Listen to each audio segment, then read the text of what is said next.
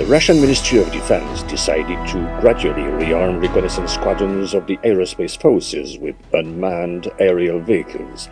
At present, they operate Sukhoi Su-24MR reconnaissance aircraft, which may be replaced with Inokhodets and Altius drones, the latter appearing on this video. The squadron will be armed with the latest long-range drones. The rearmament deadline has not been disclosed, as drones still have to complete trials and begin batch production. The long-range Altius drone is the biggest UAV designed in Russia. It has a 28.5-meter wingspan, and its takeoff weight is close to 7 tons. The drone can fly 48 hours at an altitude of up to 12,000 meters at a cruising speed of 150 to 250 km per hour. The range is close to 10,000 kilometers. The military considers the use of Altius as a reconnaissance and strike drone.